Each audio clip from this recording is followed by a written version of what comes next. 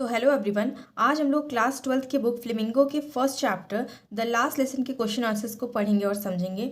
इससे पहले वाली वीडियोस में हम लोगों ने जो चैप्टर के बीच में क्वेश्चन आंसर्स रहते हैं थिंक एज यू रीड करके उनको हम लोगों ने पूरे क्वेश्चन आंसर्स को कर लिया है। 5 क्वेश्चंस थे, सबको हम लोगों ने अच्छे से पढ़ लिया और समझ लिया है। और अंडरस्टैंडिंग द टेक्स्ट उसमें भी 2 क्वेश्चंस थे, उसमें भी हम लोगों ने पढ़ लिया है ये दोनों क्वेश्चंस को। अब हम लोग आज टॉकिंग अबाउट द टेक्स्ट से शुरू करते हैं। तो ये तीनों क्वेश्चन आज हम लोग देखने वाले हैं, तो वीडियो को लास्ट तक देखिए, सब समझ आ जाएगा। तो देखते हैं क्वेश्चन नंबर फर्स्ट क्या बोल रहा है। When a people are enslaved, सबसे पहले हम लोग इसमें क्वेश्चन नंबर सेकंड देखेंगे, तब हम लोग को फर्स्ट ज़्यादा अच्छे से समझ आएगा या फिर थोड़ा रिलेट कर लेंगे। तो हम लोग सेकंड क्वेश्चन पहले देखते हैं। What happens to a linguistic minority in a state, how do you think they can keep their language alive? For example, Punjabis in Bangalore, Tamilians in Mumbai, Canadians in Delhi, Gujaratis in Kolkata. तो हम लोग आंसर देखते हैं अब। तो सबसे पहले हम लोग आंसर को एक बार अच्छे से रीड करेंगे, उसके बाद समझेंगे। A linguistic minority in a state does not have as much liberty to exercise linguistic skills as the native of the states. They initially try to learn the jargons of in order to cope with the day-to-day life activities and finally begin to understand the native language with regular interaction. At the workplace and educational organization, English or the linked language helps a lot to cope up with the work and learning process. But when it comes to understanding the basic norms of the society, in order to socialize, one does face a sort of linguistic barrier during communication. तो अब हम लोग पहले एक example से समझेंगे ताकि उससे ज़्यादा अच्छे से रिलेट कर पाएँ। तो आप अपना एग्जाम्पल, खुद का एग्जाम्पल लीजिए कि जैसे आप एक पंजाबी हैं और आप बैंगलोर में जाते हैं, आप पढ़ने के लिए जाते हैं या फिर जॉब करने के लिए जाते हैं, किसी भी लिए जाते हैं। तो क्या होता है कि आपकी लैंग्वेज पंजाबी और आप बैंगलोर में जाते हैं तो वहाँ चलती है कन्नड़। तो आपको अब वहाँ पे कम्युनिकेट करने में प्रॉब्लम होगी, आपको एकदम से सब कुछ नहीं आ जाएगा। तो आप क्या करेंगे, आप धीरे धीरे डे टू डे लाइफ में आप सीखते जाएंगे, एकदम थोड़ा थोड़ा आप सीखेंगे। जैसे आप मार्केट जाएंगे तो आप पहले कुछ चीज़ें सर्च करेंगे, फिर या फिर किसी से पूछेंगे, आप अपने फ़ोन से सर्च करेंगे, तो आपको धीरे धीरे क्या है आता जाएगा। पर आप एकदम से एक्सपर्ट नहीं बन जाएंगे। तो यही बताया गया है कि धीरे धीरे आप सीखेंगे, डे टू डे लाइफ में आपको प्रॉब्लम्स भी फेस करनी पड़ेंगी। और अगर आप किसी ऑफिस में जाते हैं तो आपको इंग्लिश में कम्युनिकेट कर लेते हैं, तो वहाँ आपको थोड़ा इजी पड़ता है, आप इंग्लिश में बातचीत कर सकते हैं। या फिर उनकी जैसे ऑफिस की कोई लैंग्वेज, अलग लैंग्वेज है तो आप उसमें बात कर सकते हैं। तो इस तरह आपको हेल्प मिलती है। पर क्या होता है कि इसका थोड़ा सा ये भी है कि आपको थोड़ी प्रॉब्लम तो फेस करनी ही पड़ती है। आप नॉर्मली जैसे आप पंजाब से हो, आप पंजाबी हो, तो आप जैसे यहाँ पे अपने पंजाब में आप फ्लुएंटली पंजाबी बोल सकते हो, तो आप वहाँ पे नहीं वो यूज़ कर सकते हो क्योंकि आपके अलावा वहाँ कोई समझने वाला ही नहीं है। तो आपको उन्हीं की लैंग्वेज के अकॉर्डिंग एडजस्ट करके आपको वो सब बोलना पड़ेगा। अगर आप कुछ सामान लेने गए हो तो आपको उन्हीं के जैसे बोलना पड़ेगा। या फिर आप इंग्लिश, अगर इंग्लिश आती है तो आप इंग्लिश में कम्युनिकेट कर सकते हो, वो थोड़ा ईजी हो जाता है। अब और देखते हैं, आगे का आंसर देखते हैं। तो यही सेम चीज़ यही आपके आंसर में बताई गई है। तो आप याद करने के बजाय अगर आप एग्जाम्पल से रिलेट करके समझते हो तो आपको ज़्यादा फ़ायदा होता है, बेनिफिट होता है। आगे देखते हैं, आगे पढ़ते हैं। To keep their language alive, the linguistic minorities can form small community where they can celebrate their festival as per their traditions. Moreover, they can continue to speak their native language at their homes. In order to make their children learn the language, people must try to visit their native place at regular intervals in order to stay close to their roots. अब बताया गया है, जैसे ऊपर हम लोग ने देखा कि प्रॉब्लम तो फेस करनी पड़ती है। जैसे आप बाहर जाते हो तो आपको कम्युनिकेशन करने में प्रॉब्लम होती है, पर आप डे टू डे लाइफ में उन एक्टिविटीज़ को धीरे धीरे सीखते रहते हो। अब आपकी फिर आदत हो जाती है तो थोड़ा थोड़ा आपको समझ आने लगता है। पर क्या होता है कि आप अपनी लैंग्वेज में अपने घर पे या फिर अपनी जैसे आप पंजाबी हो तो आप किसी पंजाबी को वहाँ भी जानते हो, तो आप उससे आप पंजाबी पे बात करते हो, अपने घर में आप बात कर सकते हो, अपने बच्चों से बात कर सकते हो। और बच्चों से बात करते हैं तो वो अपनी नेटिव लैंग्वेज, जो उनकी लैंग्वेज है, वो सीखेंगे और उसका इम्पोर्टेंस, उसकी वैल्यू समझेंगे।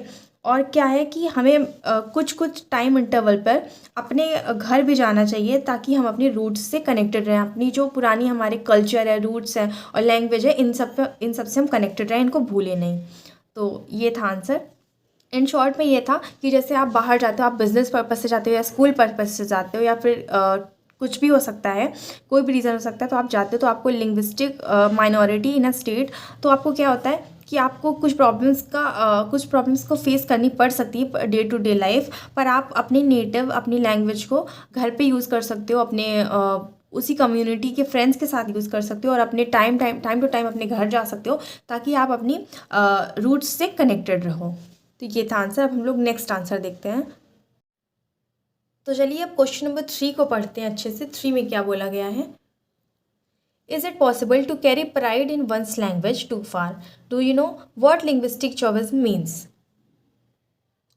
तो इस लैंग्वेज को समझने के पहले सबसे पहले हम लोग समझ लेते हैं कि लिंग्विस्टिक चौविज्म क्या है।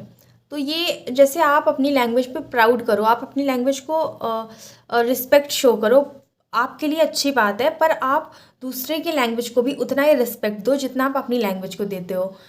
आप अपनी लैंग्वेज को एकदम महान और दूसरे की लैंग्वेज आपकी लैंग्वेज के सामने कुछ नहीं है, ये आप नहीं कर सकते। आप उसको भी रिस्पेक्ट शो कीजिए और अपनी लैंग्वेज को भी रिस्पेक्ट शो कीजिए। तो अब देखते हैं आंसर क्या है।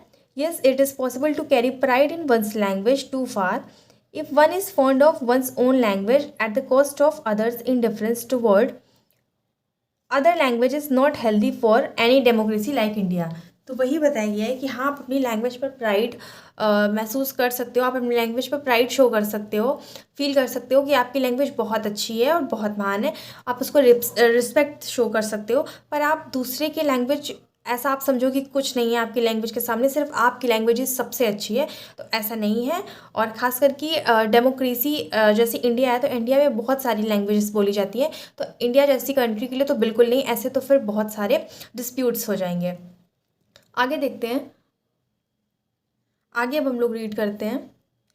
When the sense of belonging owns language across the thin layer between fertile and proud, it becomes linguistic chauvinism. If people feel good about their language and traditions, they must have tolerance for other language too. वही बताया गया है कि अगर आप अपनी language और tradition को बहुत रिस्पेक्ट शो करते हो, बहुत अच्छा मानते हो, तो आप बहुत अच्छी बात है, लेकिन आप दूसरों की लैंग्वेज और ट्रेडिशन को भी उतनी ही रिस्पेक्ट शो करें तो सही होगा। Everybody has right to follow their the religion as well as speak the language as per his her desire. तो सभी को ये राइट है, सभी को ये अधिकार है कि वो अपने रिलीजन को और अपनी लैंग्वेज को बोले और अपना रिलीजन और लैंग्वेज को अपने अकॉर्डिंग फॉलो करें। In fact it is disparaging to distort the name of communities, for example bongs for Bengalis, Gujju for Gujaratis. तो ये तो आप लोग जानते होंगे कि कम्युनिटीज़ हैं bongs for Bengali and Gujju for Gujaratis. इसमें ये बताया गया है सिंपली कि आप अपनी लैंग्वेज और कल्चर ट्रेडिशन के लिए रिस्पेक्ट रखें और दूसरों के लिए भी रखें। तो यही था। अब हम लोग ने फर्स्ट क्वेश्चन नंबर नहीं पढ़ा है अभी, तो हम लोग सबसे पहले वो क्वेश्चन पढ़ते हैं अब। तो चलिए क्वेश्चन नंबर 1 देखते हैं क्या है। When a people are enslaved, as long as they hold fast to their language, it is as if they had the key to their prisons. Can you think of example in history where our conquered people had their language taken away from them or had language imposed on them? तो आपको याद आ रहा होगा इस question से कि M Hamel ने अपने लास्ट लेसन में बताया था कि आपको जब तक अपनी लैंग्वेज आती है तब तक आपकी लैंग्वेज ऐसा काम करती है जैसे अगर आप स्लेव हो, आपको किसी ने स्लेव बनाया है, तो आपकी प्रिजन मतलब आपके जेल की चाबी के रूप में काम करती है वो। और अगर आपने चैप्टर नहीं पढ़ा है अभी तक तो आप देख सकते हैं, मैंने बिल्कुल लाइन बाय लाइन चैप्टर का एक्सप्लेनेशन दिया हुआ है, लिंक आपको मिल जाएगी डिस्क्रिप्शन में। और अगर आपको लाइन बाय लाइन नहीं देखना है तो मैंने एक 7-8 मिनट की समरी भी बनाई है, लेकिन उसमें एक भी पॉइंट्स नहीं छूटे हैं, सारी स्टोरी कवर की गई है। और लाइन बाय लाइन में तो आपको पढ़ेंगे तो आपकी एक बार रीडिंग भी हो जाएगी, और अगर आपको रीडिंग नहीं करनी है, आपके पास टाइम नहीं है, तो आप समरी देख लीजिए, कुछ भी नहीं छूटा उसमें। तो चलिए अब इसका आंसर देखते हैं।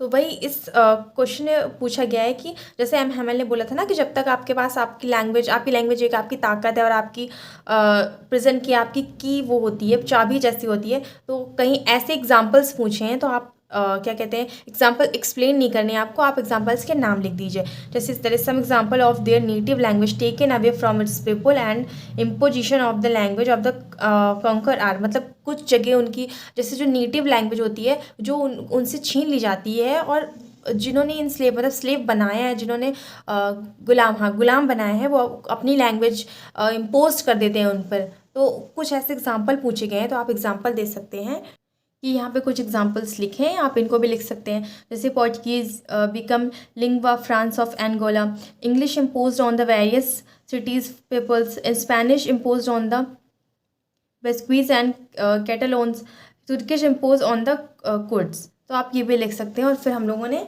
इस तरह पूरे तीनों क्वेश्चन आंसर्स हम लोगों ने कंप्लीट कर लिए हैं। और बाकी हम लोगों ने पूरे चैप्टर के जो बीच वाले क्वेश्चंस थे और एक्सरसाइज में जो understanding the text, talking about the text, हम लोगों ने सब कुछ कंप्लीट कर लिया है। तो आपको समझ आया होगा। और अगर स्टोरी नहीं पढ़ी तो आप स्टोरी भी पढ़ सकते हो। Thank you.